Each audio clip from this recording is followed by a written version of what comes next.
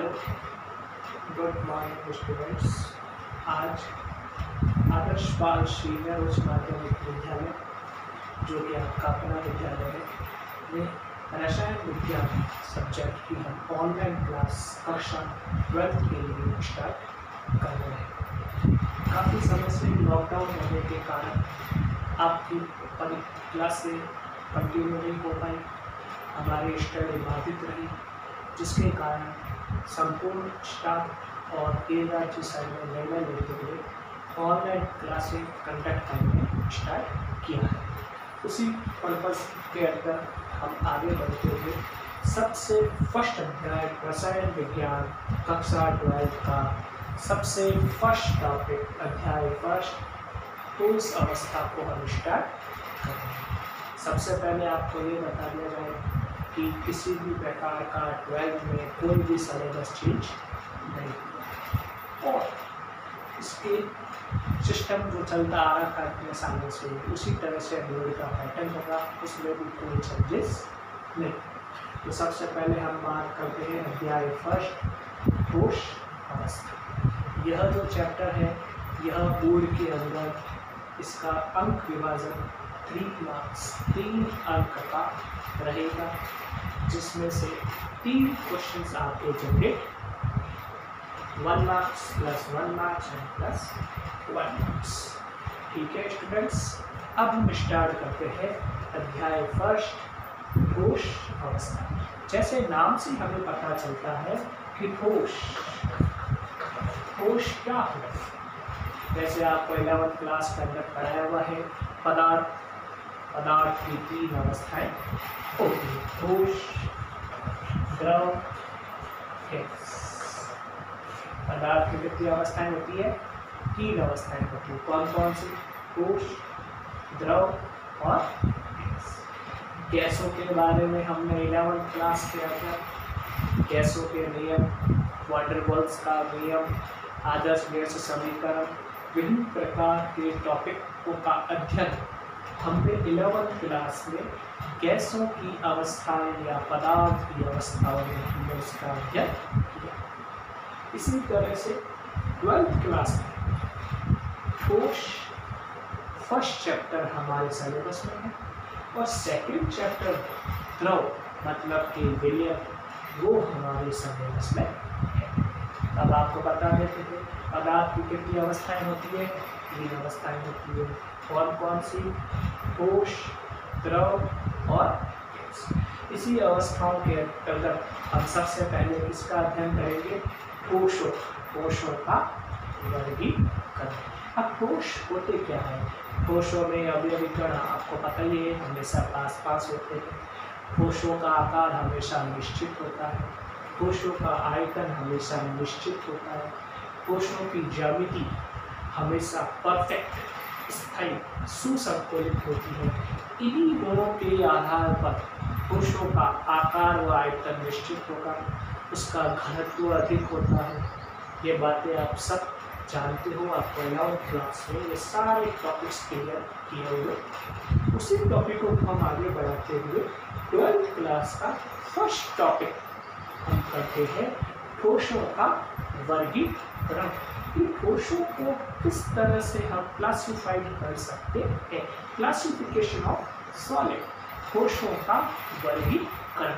तो याद रहे ठोसों का वर्गीकरण 2 प्रकार से किया जाता है। फर्स्ट टाइप है अवयवी कणों की व्यवस्था के आधार पर। अवयवी कणों की व्यवस्था के आधार पर। अब आप ये सोच रहे होंगे सर कि अवयवी कण क्या होते हैं? What is the meaning of constituent particles? What is अवयवी कण? अवयवी कण क्या है? तो याद रहे बच्चों, यदि अगर हम ये डायग्राम बनाते, इस डायग्राम को आप ध्यान से देखिए। इस डायग्राम में हर ये क्यूब, हर ये वर्ग अपने आप में एक अवयवी कण, एक अवयवी कण है। इसका मतलब किसी भी पदार्थ का सबसे छोटे से छोटा कण जो बारंबार रिपीट होता है और बड़ी स्ट्रक्चर्स, बड़ी संरचना, बड़ी क्रिस्टल जालक संरचना का निर्माण करता है, उसे हम अवयवीकरण कहते हैं। आगे बात समझ में, वापस रिपीट कर देता हूँ। किसी भी क्रिस्टल जालक की छोटी से छोटी इकाई जिससे कि वो क्रिस्टल बना हुआ है, उसे हम अवयवीकरण कहते हैं। जैसे हमने 11वीं क्लास में पढ़ा था आयनिक कोश। अब आयनिक कोश का एग्जाम्पल क्या था? धनायन ऋणायन, धनायन ऋणायन, धनायन ऋणायन, पॉजिटिव नेगेटिव, फिर पॉजिटिव, फिर नेगेटिव, फिर पॉजिटिव, फिर नेगेटिव। तो एक कणों की व्यवस्था थी, उसी व्यवस्था के आधार पर कोशों का वर्गीकरण किया गया है। तो सबसे पहला पॉइंट क्या आएगा हमारा? अवयवी कणों की व्यवस्था के आधार पर वर्गीकरण। अवयवी कणों की व्यवस्था के आधार पर वर्गीकरण।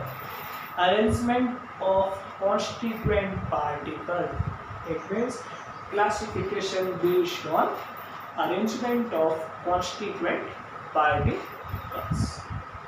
अवयवी कणों की व्यवस्था के आधार पर कोशों को दो भागों में बांटा गया है। कौन कौन से दो भाग हैं? सबसे पहला क्रिस्टलीय कोश, क्रिस्टलाइन सॉलिड। क्या नाम हो जाएगा इसका? क्रिस्टलाइन सॉलिड, क्रिस्टलीय ठोस या वास्तविक ठोस। वास्तविक का मतलब ट्रू सॉलिड। कोशों के वर्गीकरण के अंदर फर्स्ट पॉइंट हमारा क्या है? अवयवी कणों की व्यवस्था के आधार पर वर्गीकरण। इस आधार में कितने भागों में बांटा गया? एक भाग। पहला भाग क्या हमारा? क्रिस्टलीय ठोस या वास्तविक ठोस। दूसरा भाग हमारा क्या है? अक्रिस्टलीय ठोस या आभासी ठोस। आभासी ठोस। अक्रिस्टलीय ठोस means non crystalline solid and आभासी ठोस का मतलब फॉल्स सॉलिड या pseudo solid. Is that clear?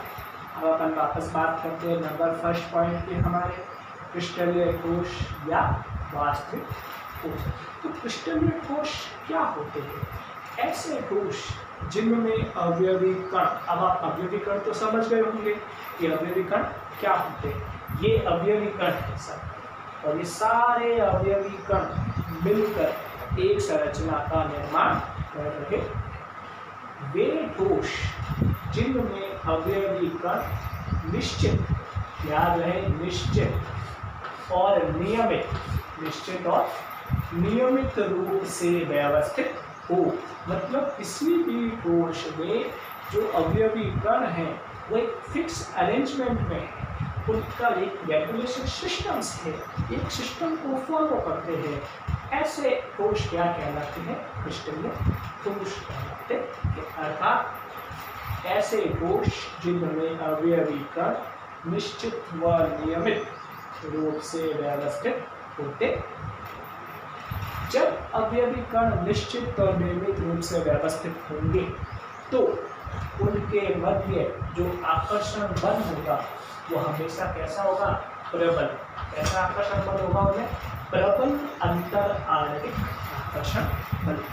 जब अवयवी कण एक दूसरे के बहुत ही पास और निश्चित व नियमित रूप से व्यवस्थित होंगे तो उनमें प्रबल आकर्षण बल पाया जाएगा या प्रबल आकर्षण बल पाया जाता है। It means in the solids, constituent particles regularly and fixed arrangement, so intermolecular force is very high.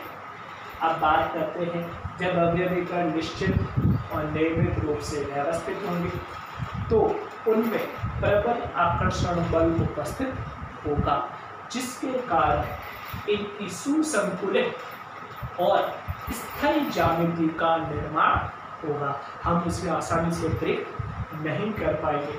Compact and fixed geometry formation. So गलनांक और क्वथनांक के मान बहुत अधिक हो जाएंगे। So melting point and boiling point is very high. Is that clear? इन्हीं सब गुणों के कारण कौन कौन से गुण वापस रिपीट करते हैं, कौन कौन से गुण? अवयवी कण निश्चित व नियमित रूप से व्यवस्थित होने के कारण ठोसों का प्रबल अंतर आणविक आकर्षण बल पाया जाता है। अर्थात जब अवयवी कण निश्चित व नियमित रूप से उपस्थित होंगे उन ठोसों में प्रबल अंतर आणविक आकर्षण बल उपस्थित होगा, जिससे उनकी संकुलित और स्थायी ज्यामिति बनेगी, उनका गलनांक व क्वथनांक अधिकतम होगा। इन्हीं गुणों के कारण क्रिस्टलीय ठोसों को वास्तविक ठोस कहते हैं। समझ में आ गई बात? इन्हीं गुणों के कारण क्रिस्टलीय ठोस को वास्तविक ठोस कहते हैं। Is that clear? एग्जाम्पल क्या हो जाएंगे? सभी धातु में NaCl, KCl, ये सारे किसके एग्जाम्पल है? क्रिस्टलीय ठोस के एग्जाम्पल। ये बोर्ड में क्वेश्चन भी आया हुआ है एक बार कि क्रिस्टलीय ठोस को वास्तविक ठोस क्यों कहते हैं?